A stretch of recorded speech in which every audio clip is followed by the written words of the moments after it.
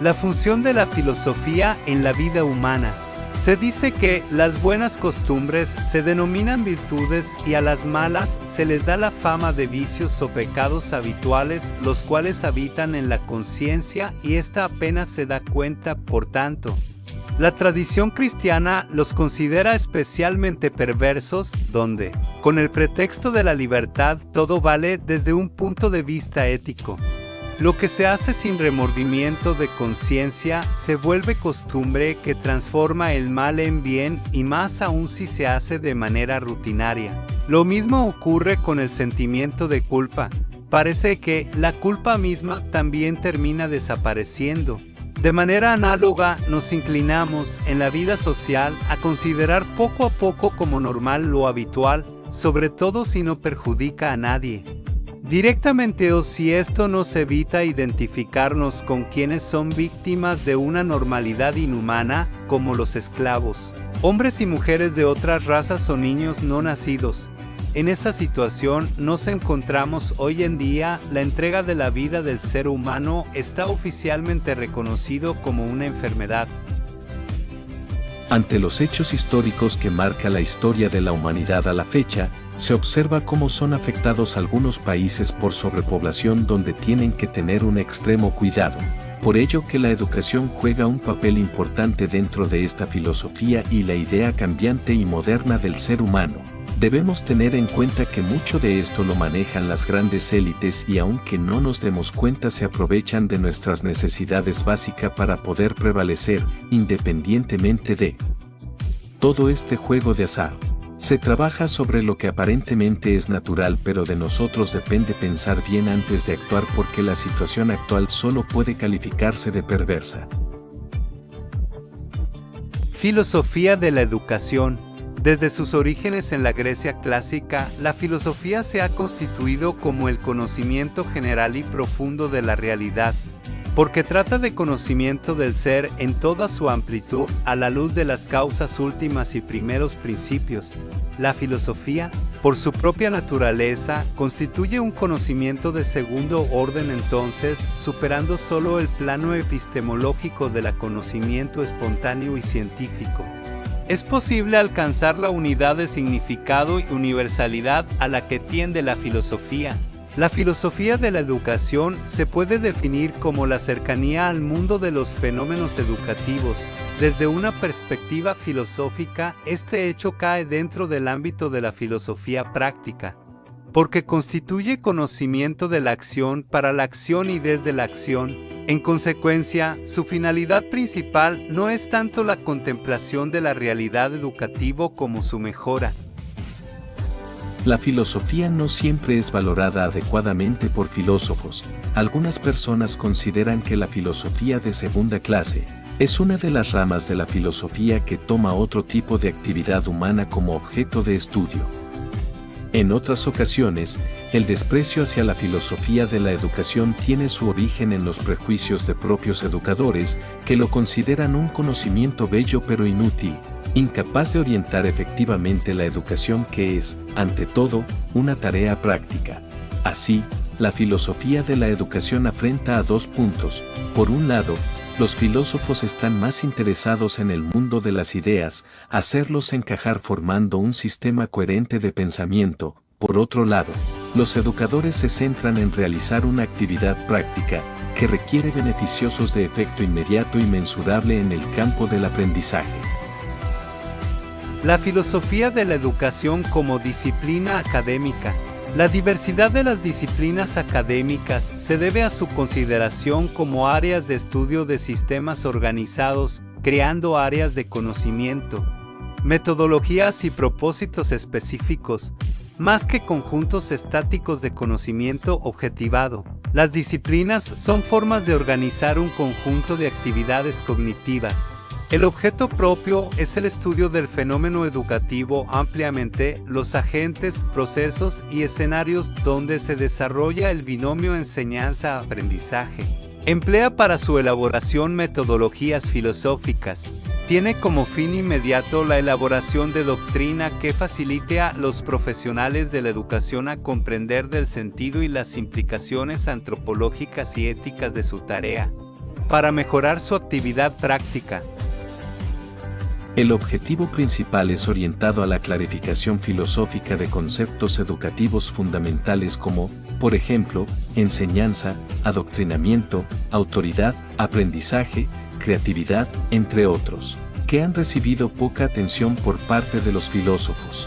La base filosófica de la educación como disciplina académica da paso a partir de 1960.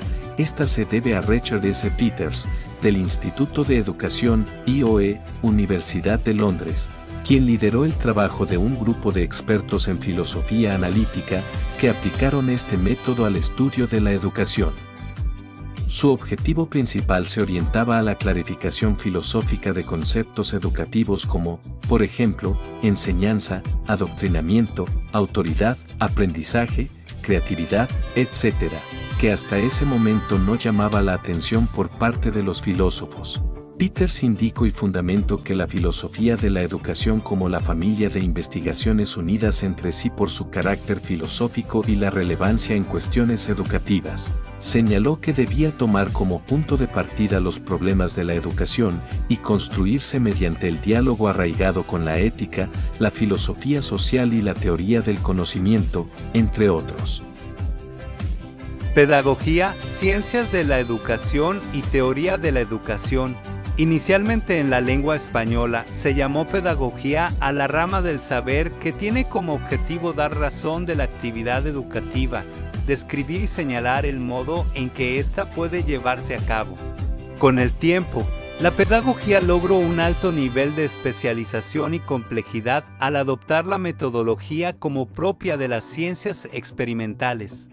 En pocas palabras, la metodología que se experimenta y al mismo tiempo creamos vínculos estrechos, entre ellos el más fuerte que es el afectivo. Con estos hechos bien pensados y acertados, los pedagogos tomaron interés de acuerdo a su progreso por conocer e implementar a su ámbito los métodos y resultados de la psicología, biología, sociología, economía, entre otras. Por lógica, la pedagogía se identificó con el estudio científico de la educación, ampliándose para hospedar todos los saberes educativos que empezaron a llamarse ciencias de la educación.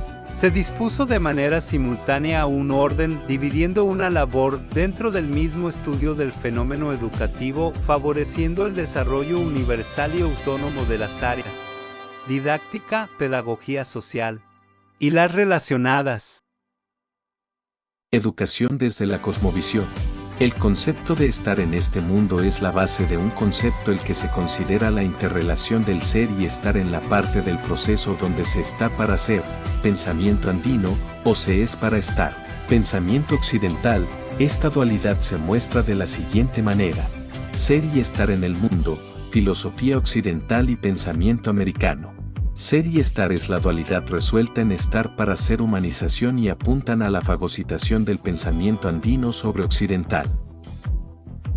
Rodolfo Cash asegura que los dos mundos, el andino y el occidente, difieren en la intuición y razonamiento para ver el mundo desde otro punto. El ser o ser alguien como objetivo básico del hombre en el pensamiento occidental se refuerza en la actividad burguesa de la Europa del siglo XVI, mientras que el estar, o estar aquí, es una modalidad profunda de la cultura originaria de América. Estas dos opciones son dos raíces profundas de nuestra mente mestiza, y que se da en la cultura, en la política, en la sociedad y en la psique de nuestro ámbito. De la composición del ser y del estar durante el encuentro de ambos mundos y su producto que es el mestizaje humano y cultural. Serge la fagocitación, inclusión y digestión del pensamiento occidente por el indígena y su incorporación a este mundo simbólicamente, sin perder su identidad, acomodándose a un modelo que se torna inclusivo. La fagocitación de una forma de pensamiento sobre la otra constituye el concepto resultante de ambos mundos y al no entenderse conscientemente, explica ese proceso negativo de nuestra actividad como ciudadanos del tercer mundo. Este proceso se resuelve en los pueblos originarios como un tinco encuentro, resolución en un tercero incluyente y permanece como una sabiduría, un saber de vida. Vivo igualmente en nuestro inconsciente colectivo mestizo pero no hecho consciente, razón por la cual se opone a todo nuestro quehacer intelectual y político, reforzando nuestra crisis de ser civilizados. El concepto de ser está íntimamente unido al de sujeto, que es uno de los más importantes en la filosofía occidente moderna. Tiene una raíz común con substancia, substratum y subjectum, que en latín significa lo que yace por debajo. En la época moderna, el término de sujeto se reserva exclusivamente para el ser humano, perdiendo la acepción universal y ontológica que compartía con substancia e incluso con existencia, circunscrita hoy igualmente al hombre. Puntos de partida. Para este estudio retomamos de la tradición etnológica de nuestro país México, donde el modelo propio de la antropología mexicana basado en la definición de Mesoamérica propuesta por Paul Kirchhoff en 1966, siendo la primera etnografía educativa mexicana, publicada bajo el título Carapan de Moisés Sáenz en 1936, los estudios sobre cosmovisión de Robert Redfield y su apoyo en Calista Guiteras en el año de 1965, quien con matices fuertemente culturales y filosóficos dio lugar a la primera etnografía acerca de la visión del mundo sobre Mesoamérica, además de diversas etnografías que aportan a la configuración de la etnografía mexicana. Retomamos de Andrés Medina de 1995, 1998 y 2000, sus profundas exposiciones sobre la historia de la etnología mexicana y sus principales aportes, así como sus actuales indagaciones sobre los ciclos festivos en pueblos originarios. De Alfredo López Austin de 1980 a 1998, sus estudios históricos sobre la cosmovisión mesoamericana expresados en mitos, y de María Ana Portal, sus aportaciones sobre la cosmovisión en estudios culturales en comunidades urbanas. La configuración y el desarrollo de la cosmovisión mesoamericana son utilizadas como referente teórico-metodológico de los estudios sobre la cultura en las instituciones educativas ubicadas dentro de los pueblos originarios del sur de la Cuenca de México. El término de pueblos originarios se retoma, según Medina, de 2007 a 1820, del Convenio 169 de la Organización Internacional del Trabajo, que si bien elude a los pueblos indios de América, desde el año 2000, los de la Ciudad de México lo asumen como un nombre que identifica su específica cultural y política. Sus características generales aparecen con el nombre del santo patrón y un topónimo náhuatl, conservan su carácter colonial, con un centro marcado por una plaza a la que rodean iglesia, edificios administrativos, escuela, mercado y dicho núcleo lo circundan viviendas de familias antiguas. Sin embargo, su expresión más colectiva está dada a través de la fiesta de su santo patrón y del ciclo festivo articulado en el tiempo, construido en antiguas nociones calendáricas ligadas al trabajo agrícola, al cristianismo medieval y numerosos sistemas de intercambios. El pensar la investigación educativa desde la etnología mexicana nos permite caracterizar el concepto de cosmovisión, utilizándolo como categoría analítica, logrando establecer un nuevo marco de estudio de sistemas de denominación y clasificación de las concepciones, las creencias, los sistemas míticos y las representaciones a las que da lugar el campo de la educación. Con la etnografía describimos y contrastamos con riqueza de detalles y rigor analítico los procesos que tienen lugar en dos contextos escolares: las primarias de mayor tradición y antigüedad de pueblos originarios ubicados en el sur de la Cuenca de México, una en el centro de Tlalpan y la otra en San Andrés Totoltepec, una urbana.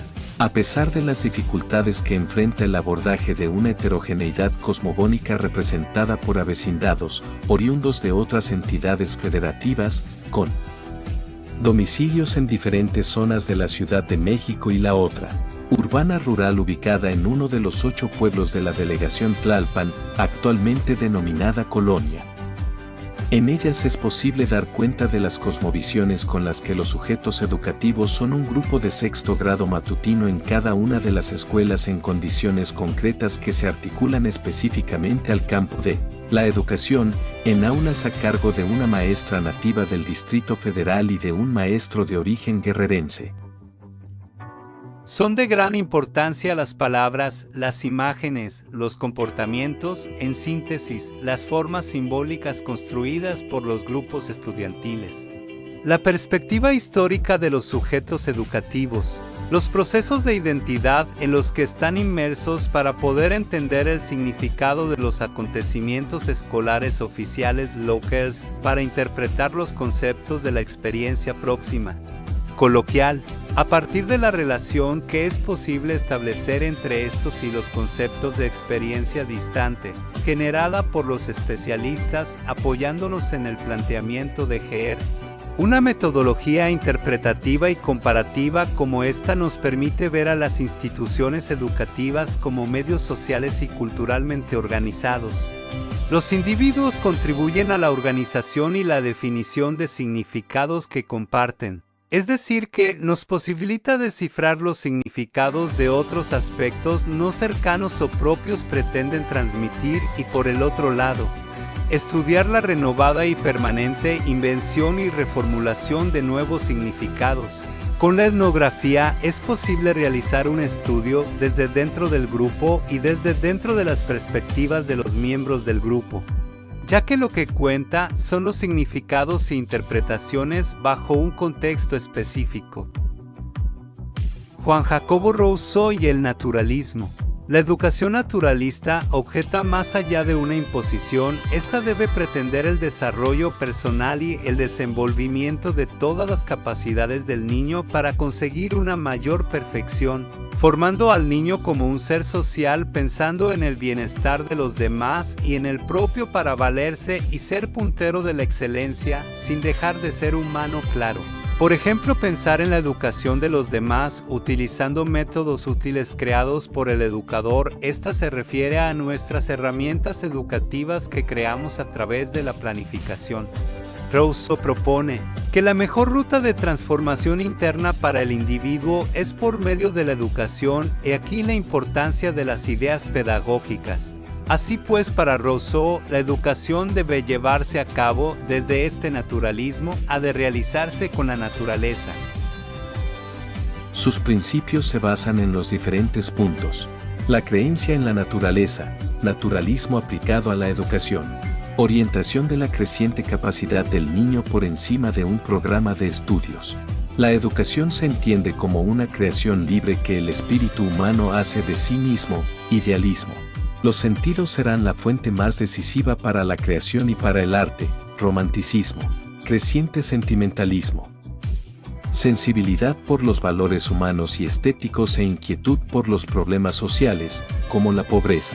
Al fin Rousseau decide recomendar que en el aprendizaje se va relacionando las diversas representaciones que activamente surgen de la conciencia, y con esto queda claro que debemos volver el conocimiento significativo para las nuevas generaciones que se encuentran en este progreso, enseñarlas a sembrar y cultivar en la fecha establecida a manera de que éste les beneficie en el área que le es correspondiente de acuerdo a su etapa educativa. Sin embargo, una de las partes más frágiles de la obra de Rousseau es relacionada con la educación femenina, ya que la mujer pierde valor y sustantividad social en esta obra, restándole valor autónomo al señalar que la educación de las mujeres debe de ser relativa a los hombres, gustándoles ser útiles, amar y honrar al hombre, haciéndole la vida agradable y dulce, siendo estos, según Rousseau, los deberes de las mujeres de todos los tiempos. Aunque debemos entender que en esa época su ideología era diferente, por lo tanto actualmente podríamos decir que es una laguna en parte de su obra, pues el cambio es drástico. Al haber más mujeres docentes que profesores, por cada plantilla educativa por escuela máximo hay 3 o 5 docentes varones y como 9 a 15 maestras. Ahora si nos vamos a un ámbito más cercano a razón de género, en la cocina el chef prevalecía el género masculino, hoy en día es diferente gracias a la equidad de género. Esto también se debe a nosotros los educadores. Recordemos que somos su segundo hogar para poder crear personas de valores, llenas de creatividad e imaginación para que en el futuro puedan resolver cualquier problema. Es claro que consta de actitud y prevalecer cierta disciplina, pero si empezamos los docentes por nosotros mismos, no nos costará llevarlo a cabo. Al paso del tiempo se crea este valioso y gran hábito por la cultura de la disciplina. Es importante que como equidad de género debemos respetarnos, unirnos y ser sobre todo lo que tanto esperamos de nuestro entorno, porque no hay mejor cambio en la sociedad que romper con el estatuto del docente disciplinado, que implicaba sus correctivos y su antigua línea del tiempo, donde los niños no tenían voz, no voto que pudiera avalar su verdad, sobre todo cuando los padres aprobaban dichos correctivos aunque presentaran niveles extremos de dicha disciplina. La naturaleza no es solo un entorno a conocer, un soporte, un medio pedagógico, sino también una visión del niño en su naturaleza humana. La relación individuo y sociedad, una aproximación desde la sociología de Georg Simmel. Los orígenes de la teoría social se reflejaron en verse obligada a tener como objetivo un segmento de la realidad para delimitar lo social para poder exigir un objeto de estudio y crear una declaración de principios que le permitiera pagar sus diferencias con otras ciencias del hombre. Con esta diferenciación comienzan las operaciones que sustentan el nacimiento de la sociología, pero también, quizás sin querer, se da forma a una pregunta que en aquellos días preocupaba a muchos de los padres fundadores. ¿Qué tratamiento es el adecuado para los fenómenos del espíritu? ¿Desde una disciplina social? Esta cuestión atravesó el conjunto de pensamientos hoy considerados clásicos de la sociología. Es importante decir que el origen de esta sociedad marca un problema que aparece incansablemente más allá de las posiciones adoptadas por aquellos padres fundadores. La opacidad de los límites mantiene la pertenencia, pero aparece en las tradiciones sin permiso y ocupa un lugar que no puede conjugarse si no ha afrontado las dificultades ontológicas y epistemológicas que advierte. Sociedad e individuo en la sociología de Simmel. La sociología simmeliana se basa en la disposición de la mirada, es un conocimiento en perspectiva que pretende conjurar otras perspectivas para establecer el alcance de la investigación de lo social. Por un lado, está la afirmación de que la única realidad concreta son los individuos y por tanto, un objeto específico de la sociología desaparece ante esta evidencia. La psicología reivindica el poder de predicar todo lo relacionado con el acontecer del hombre dado su enfoque en los procesos internos de los individuos. Por otra parte, la sociología no encuentra su problema específico cuando se afirma lo contrario, todo lo que los hombres hacen y son inventados dentro de la sociedad. Esta generalidad sobrepasa los límites de una disciplina particular y convierte todas las ciencias del espíritu en ciencias de la sociedad. Ante este cuadro, en la intención fundacional de Simmel, vemos una visión que en su distancia recupera los contornos sociales de la experiencia individual como la huella subjetiva de las formas sociales. Desde esta perspectiva, Simmel muestra su excelente esfuerzo teórico por redefinir los elementos que dan cuenta de la vida social. Para estas redefiniciones recae centralmente en la conceptualización de la sociedad, el individuo y la relación entre ellos. Consideramos tres características relevantes de la visión simmeliana sobre lo social. La coextensión de la sociedad a acciones recíprocas entre individuos. La irreductibilidad de lo social a una forma. La desreificación de las formas sociales.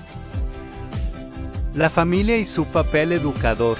La familia es el principal agente educativo y el primero en señalar al individuo como ser un elemento bueno en la sociedad y en el trabajo, pero sobre todo para ser útil en la vida. La familia es considerada uno de los agentes educativos más importantes de la vida de un individuo. Desde los primeros años de vida es en el seno de la familia donde se adquieren los primeros conocimientos. Se forjan valores y se establecen las bases para el desarrollo personal y social. La familia juega un papel fundamental en la educación de los niños, complementando el aprendizaje formal que se adquiere en la escuela. A través de su ejemplo, orientación y apoyo, la familia influye directamente en la formación integral de cada individuo. Adquisición de valores y normas dentro del núcleo familiar. Uno de los aspectos más relevantes de la educación que brinda la familia es la transmisión de valores y normas. Los padres son los primeros modelos a seguir para sus hijos y, a través de sus comportamientos, actitudes y acciones, les enseñan lo que está bien y lo que está mal. La familia inculca valores fundamentales como el respeto, la honestidad, la solidaridad y la responsabilidad, que son esenciales para el desarrollo de una personalidad equilibrada y para la convivencia en sociedad. Además, la familia establece normas y límites que permiten a niños y adolescentes comprender las estructuras sociales y desarrollar habilidades para la toma de decisiones. Estas normas proporcionan un sólido marco de referencia que contribuye a la formación de una conciencia ética y moral. La familia siempre es el medio facilitador del desarrollo cognitivo y social. Otro aspecto relevante es el papel de la familia en el desarrollo cognitivo y social de los individuos desde temprana edad. Los padres estimulan el aprendizaje a través de la interacción y comunicación constante con sus hijos, proporcionan experiencias enriquecedoras, fomentan la curiosidad y estimulan el pensamiento crítico. Asimismo, la familia es un espacio privilegiado para el desarrollo de habilidades sociales. Los vínculos familiares nos permiten aprender a relacionarnos, comunicarnos eficazmente y resolver conflictos de forma constructiva. Los padres, como agentes educativos, ofrecen el apoyo emocional necesario para que los niños puedan afrontar los retos de la vida, desarrollar una autoestima sana y establecer relaciones emocionales positivas. ¿La orientación vocacional y la formación persona se forjan por la familia? A medida que los niños crecen, la familia también juega un papel importante en la orientación vocacional y la formación profesional. Los padres pueden ayudar a sus hijos a identificar sus intereses, talentos, fortalezas, explorar diferentes opciones educativas y profesionales. Además, la familia brinda apoyo emocional y motivación durante el proceso de toma de decisiones y el desarrollo de habilidades necesarias para ingresar al mundo laboral.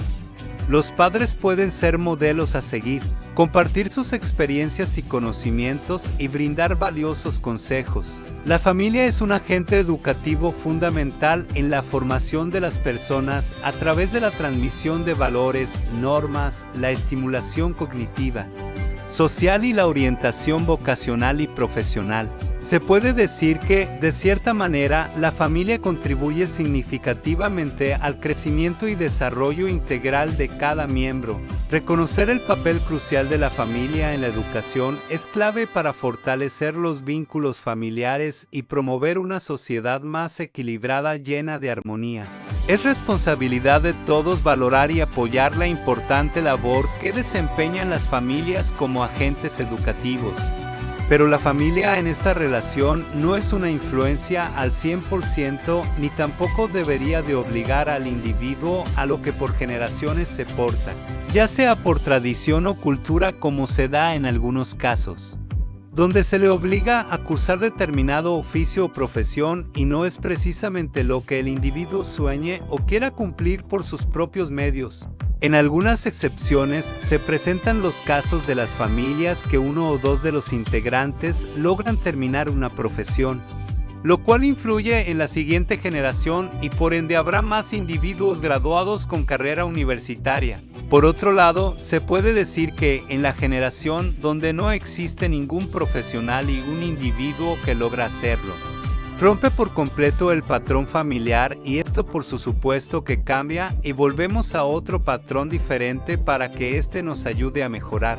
Así es como funciona esta influencia familiar.